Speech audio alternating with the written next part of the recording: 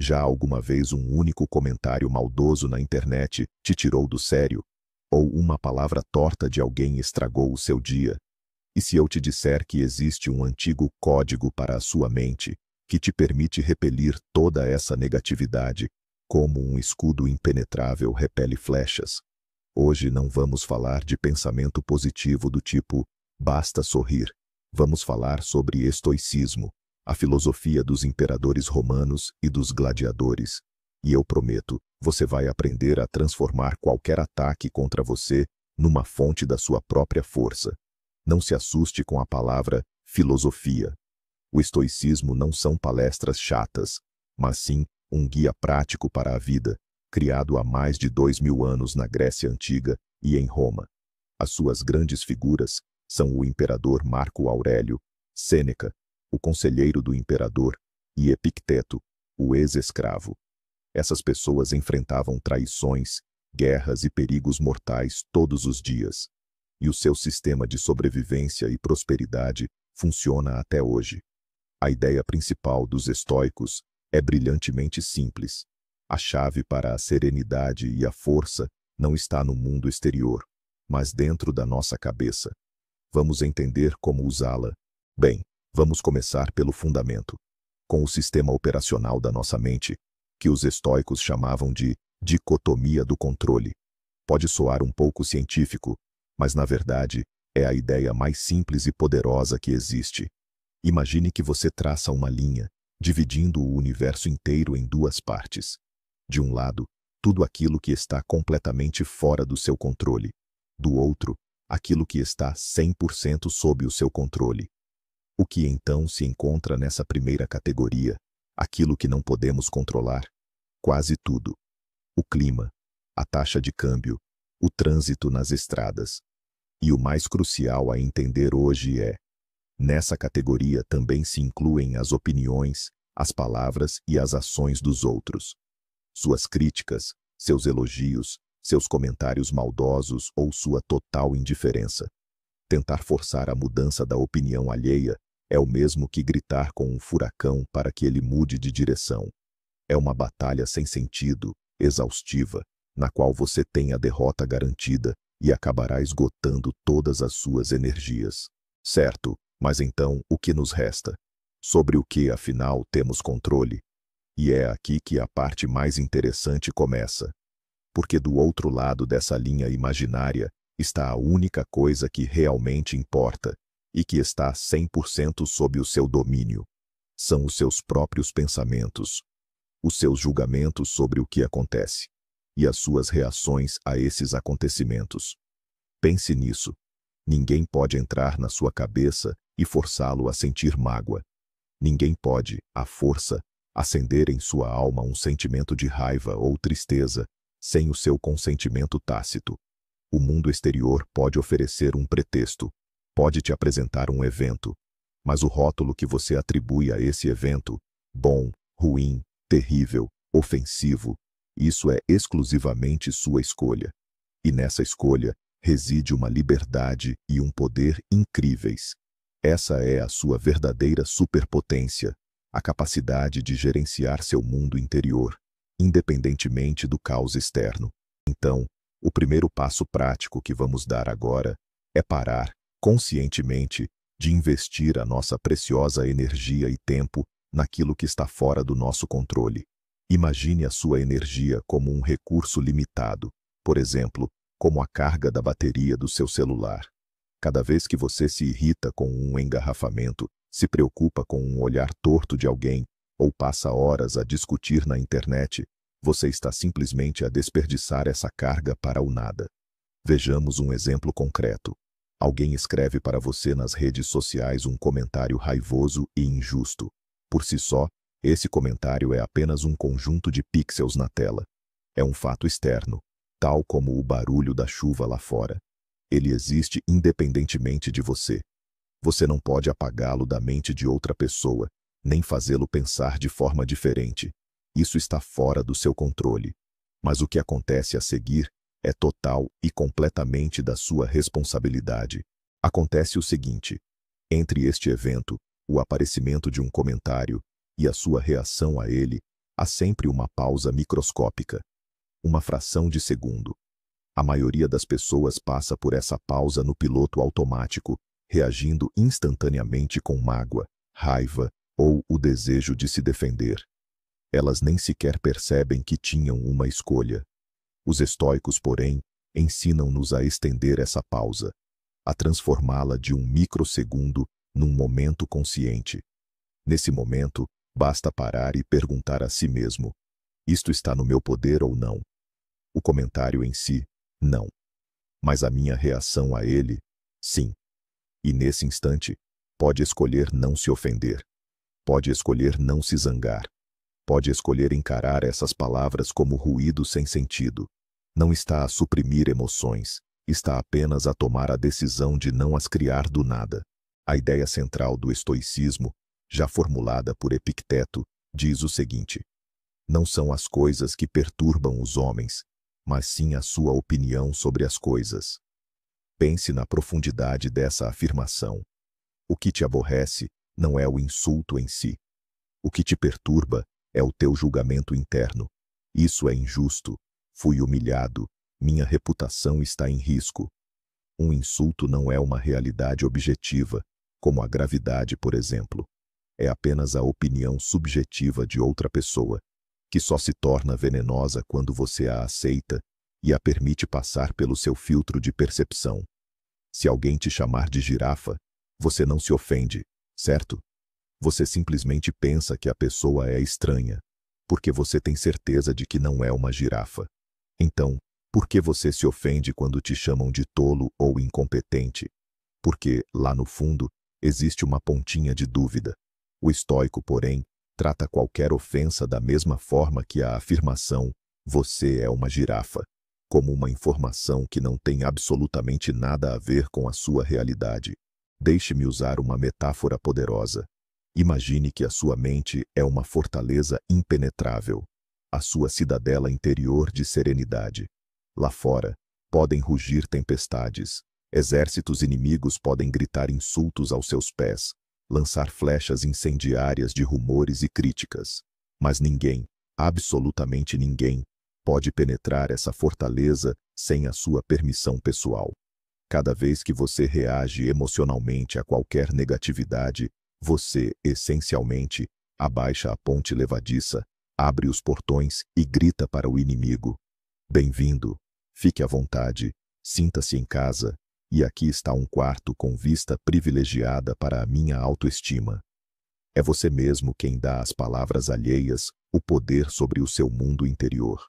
O estoicismo nos ensina a manter os portões da fortaleza bem trancados, a observar tudo o que acontece lá fora com a serenidade de um comandante que sabe que as muralhas são impenetráveis e o inimigo, impotente.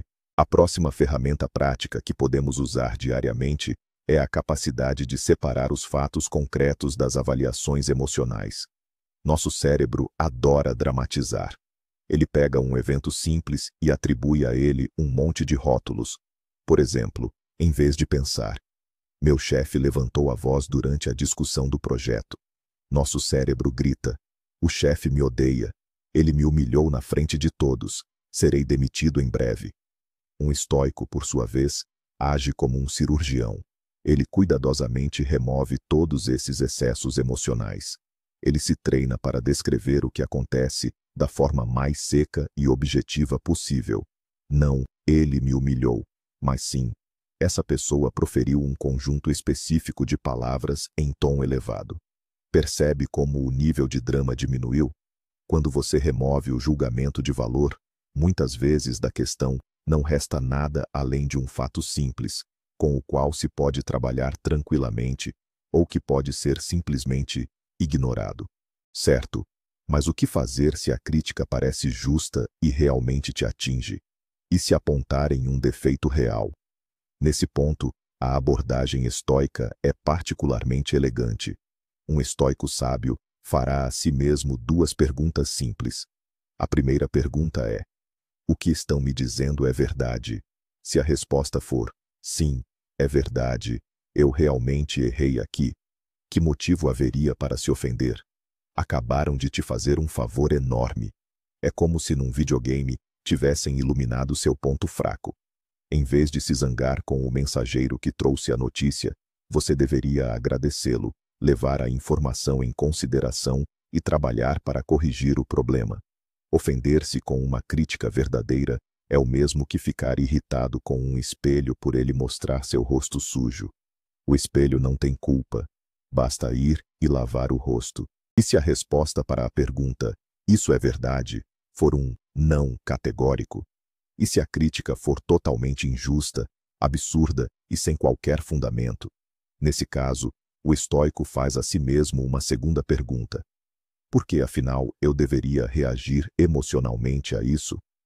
Imagine que uma pessoa sensata se aproxime de você e comece a insistir veementemente que a Terra é plana e que 2 mais 2 são 5. Qual seria a sua reação? Muito provavelmente, você apenas encolheria os ombros e se afastaria.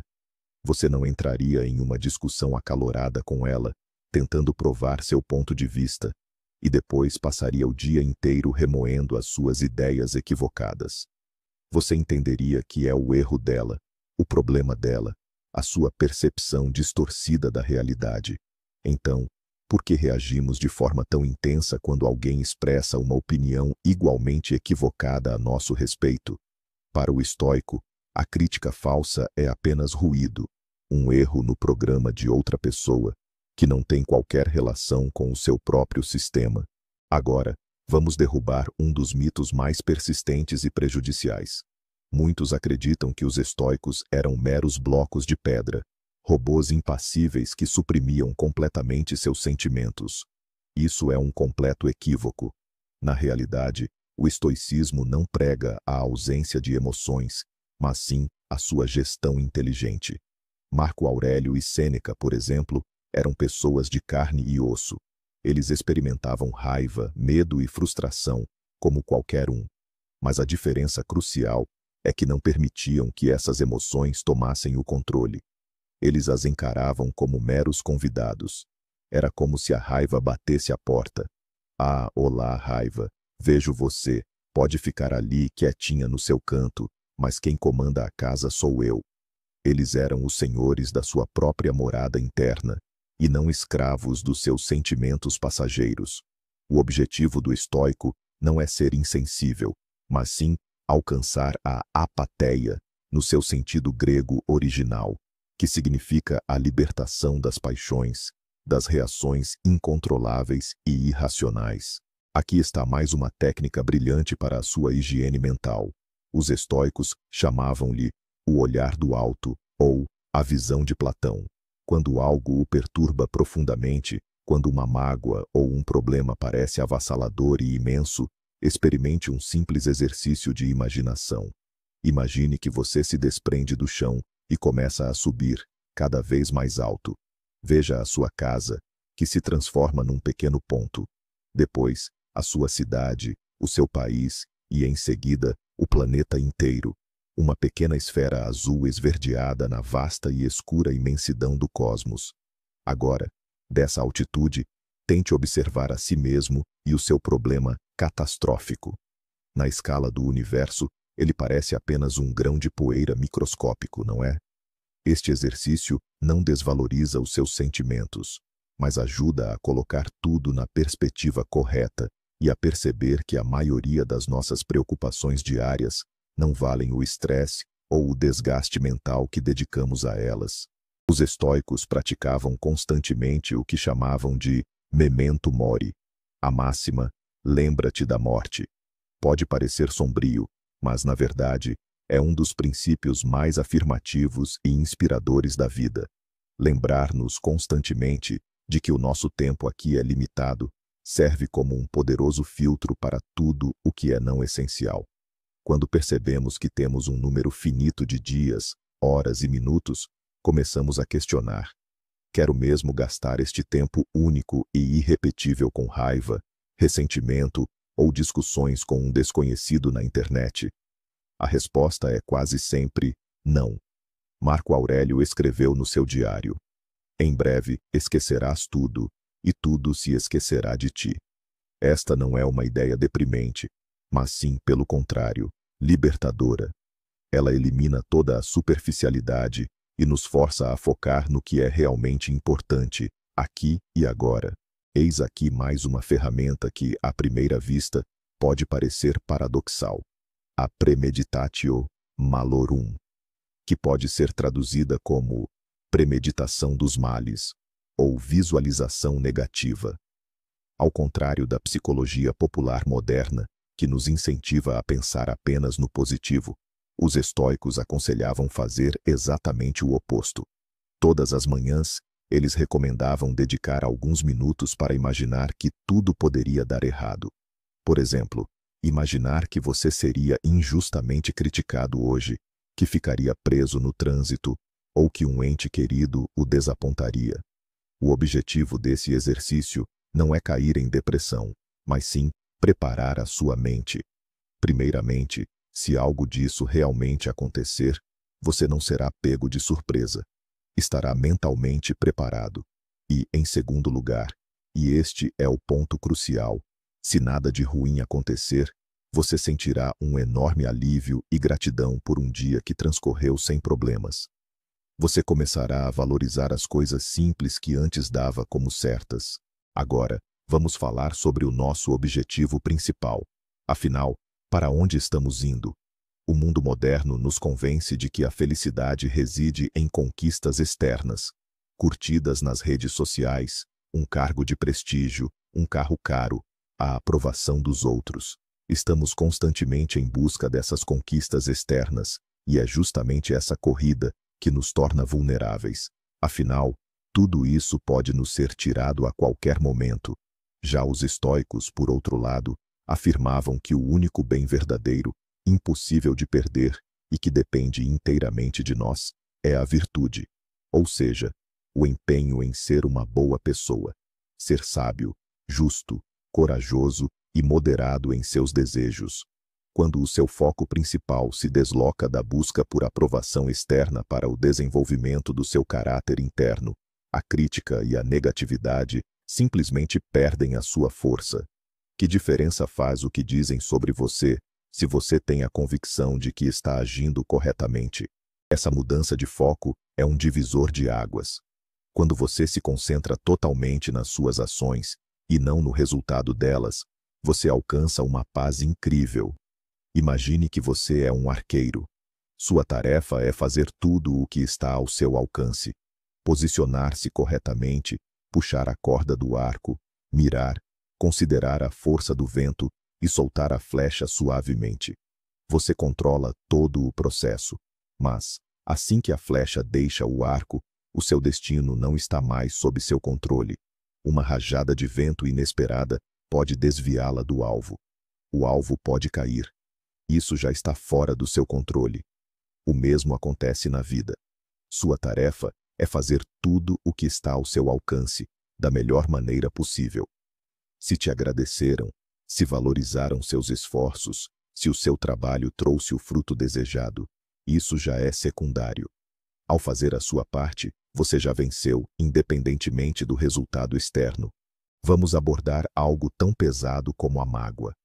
Quando somos profundamente feridos, surge o desejo natural de guardar essa dor, de reviver repetidamente na mente as palavras ou ações injustas. Parece-nos que, assim, de alguma forma, estamos a punir quem nos ofendeu nos nossos pensamentos. Mas os estoicos sabiam bem o quão destrutivo isso pode ser.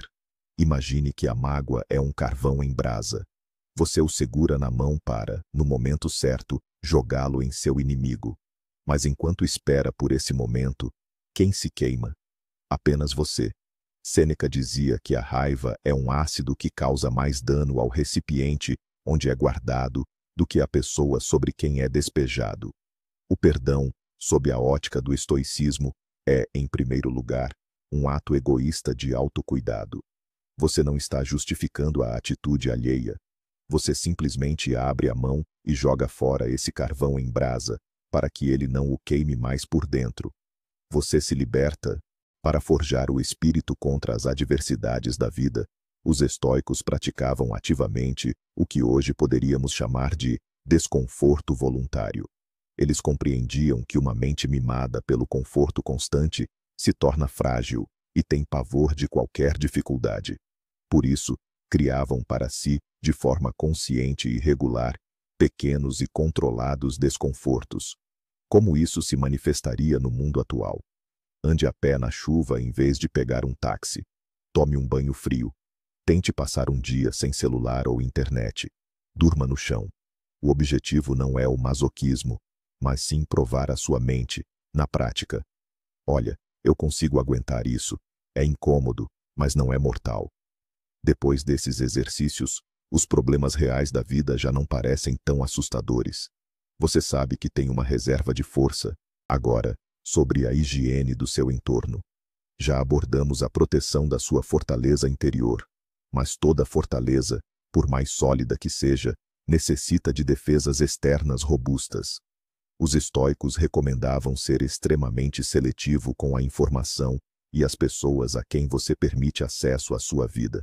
Se o convívio com certas pessoas o deixa constantemente esgotado, irritado ou ansioso, talvez seja a hora de limitar essa convivência. Isso não significa que você deva se afastar de todos que pensam diferente de você.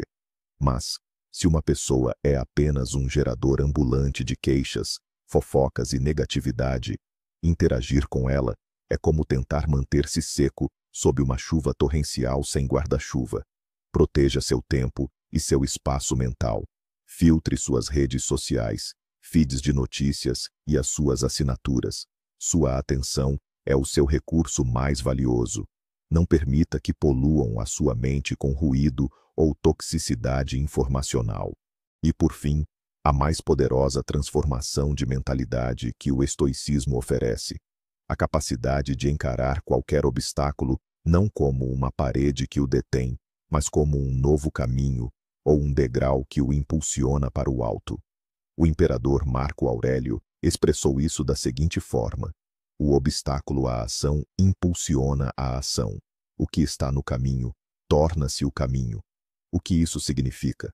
Qualquer negatividade, qualquer dificuldade, qualquer crítica, não é apenas um problema, é uma oportunidade. Uma oportunidade para praticar a paciência. Uma oportunidade para demonstrar coragem. Uma oportunidade para se tornar mais sábio. Alguém o insultou? É um excelente exercício para o autocontrole. Um projeto falhou? Uma lição inestimável para o futuro. Quando você começa a ver o mundo através dessa lente, você se torna invencível. Pois tudo o que seus adversários ou o destino jogam em seu caminho para fazê-lo tropeçar, você simplesmente recolhe e usa para construir o seu próprio pedestal. E chegamos ao ponto crucial, aquela virada de chave que muda tudo. Por anos, pensamos que nossa principal missão é mudar o mundo ao nosso redor, fazer com que as pessoas sejam mais gentis e que as circunstâncias se alinhem a nosso favor. Lutamos contra moinhos de vento. Mas o grande segredo do estoicismo, sua verdadeira superpotência, reside numa verdade surpreendente. Você não precisa mudar nada externamente. A única coisa que você precisa mudar é a sua atitude.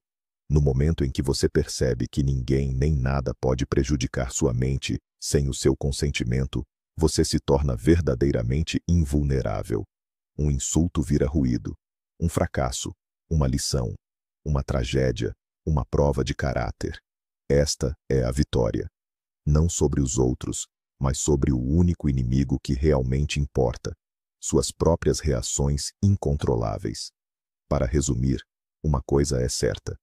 Você não pode controlar o que vem em sua direção, mas você sempre controla se isso o atingirá ou não. Sua fortaleza interior é inexpugnável, a menos que você mesmo abra os portões. Obrigado por assistir a este vídeo até o fim.